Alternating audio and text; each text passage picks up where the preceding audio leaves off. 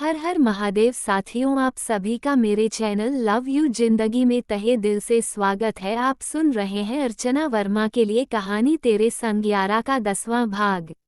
हमने जफा ना सीखी, फिर भी वफा ना आई। रात को सारा काम निपटाकर बिस्तर पर आते ही पलक ने मुस्कान के चेहरे को देखा और अचानक से ही उसके दिल में ये ख्याल आया, जो सच आंखों के आगे था उसे किसी भी कीमत पर झुठलाया तो नहीं जा सकता था। मुस्कान की एक भी हरकत, क्या एक भी नैन नक्श परीक्षित से नहीं मिलते थे।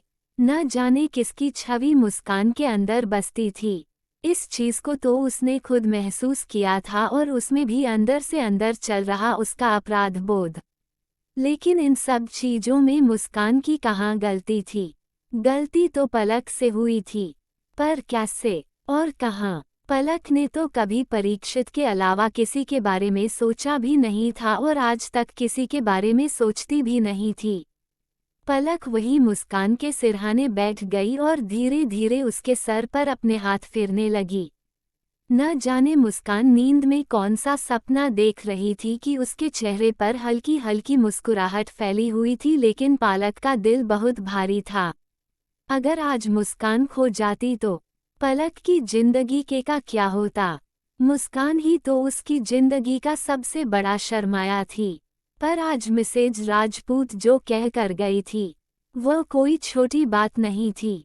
उनके जाने से लेकर अभी तक पलक उनकी बातों को सोच रही थी। उनकी बातों में डूबी हुई पलक में को इतना भी ध्यान नहीं रहा कि मुस्कान अपनी तोतली आवाज में जाने उसे क्या क्या बता रही थी।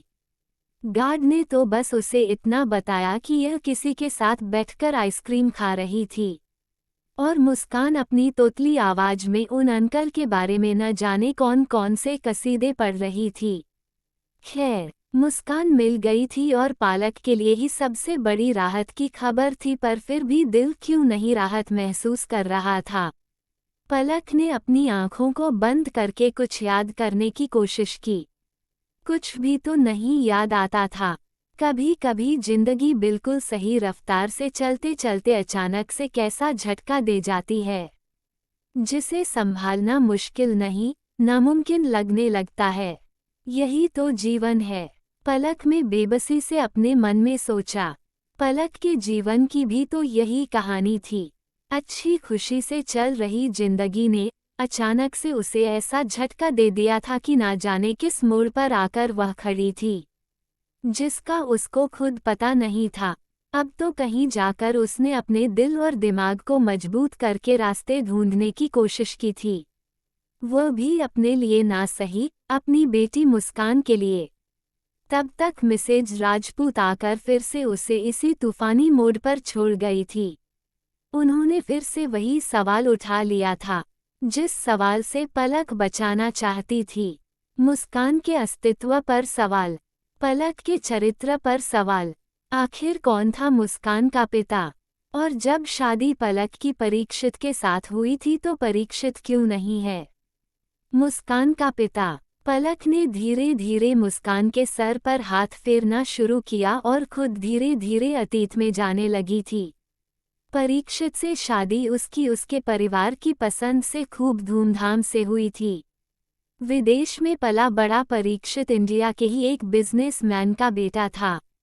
परीक्षित के परिवार वाले चाहते थे चट मंगनी पर शादी। मिस्टर राजपूत को चट मंगनी पर शादी से कोई एतराज नहीं था, लेकिन उनका कहना था कि यह शादी पलक के यहाँ ना पर टिकी है। अपनी इकलौती बेटी का हाथ वो इस तरह से किसी के हाथ में नहीं दे सकते जिसे उसे उनकी बेटी पसंद ही ना करें। आज तक तो उन्होंने एक खिलौना भी अपनी बेटी के हाथ में उसके बिना पसंद का नहीं थमाया है, तो जीवन साथी कैसे थमाते? जबकि पलक अपने पापा के फैसले पर अपना सर झुकाने के लिए तैयार थी, लेकिन मिस्टर राजपूत नहीं माने और इसी तरह से पलक और परीक्षित की पहली डेट परिवार वालों की निगरानी में ही फाइनल हुई। पहली बार पलक और परीक्षित शादी से पहले एक दूसरे से मिले। पहली नज़र में ही परीक्षित पलक को काफी पसंद आया था। साधारण नाक नक्शे का परीक्षित अच्छा खासा लंबा चौड़ा इंसान था। जो कि पलक जैसी लड़की को डिजर्व नहीं करता था, क्योंकि पलक परीक्षित के मुकाबले में तो बहुत ज्यादा खूबसूरत थे, लेकिन पलक को जो उसमें पसंद आया था वह था उसका व्यवहार। जिंदा दिल परीक्षित को देखकर ना कहने का सवाल तो हो ही नहीं सकता था।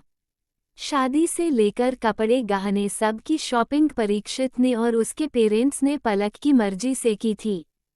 परीक्षित का परिवार तो दोनों हाथों को खोले हुए पलक के अपने घर आने की खुशी में एक एक दिन रहा था। परीक्षित का तो कहना ही नहीं था। रात को सोने से पहले भी गुड नाइट के मैसेज आते थे तो सुबह आंख खुलने से पहले ही पलक के पसंदीदा खूबसूरत ट्यूलिप के फूलों के गुलदस्ते के साथ गुड मॉर्निंग का नोट उसे अपने कमरे में मिलता था। पलक तो जैसे हवाओं में उड़ रही थी, और उसमें भी जब परीक्षित ने उसे हनीमून पर जाने के लिए जगह के बारे में पूछा तो पलक शर्मा गई।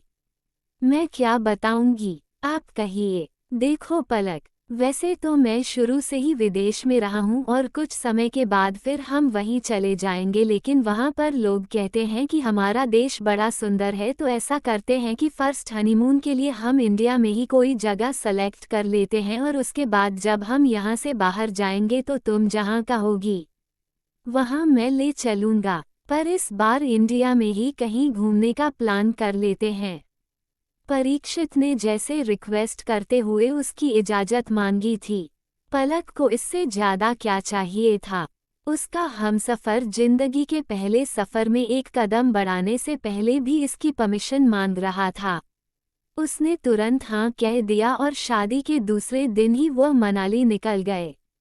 मनाली जाते वक्त क्या हुआ था, पलक अपने दिमाग पर जोर डालकर याद करने लगी। तभी अचानक से उसे याद आया कि शादी की रात वाले दिन पूरी रात परीक्षित कमरे में नहीं आया था। क्यों? जब परीक्षित ने अपनी पसंद से शादी की थी तो फिर शादी की पहली ही रात अपनी दुल्हन को छोड़कर वह कहाँ था? जानने के लिए बने रहे अगले भाग तक। तब तक के लिए वीडियो को लाइक और चैनल को सब्सक्राइब करना मत भूलिए। हंसते रहिए, खेलते रहिए, मस्त रहिए, मुस्कुराते रहिए। मिलते हैं अगले भाग के साथ। हर हर महादेव।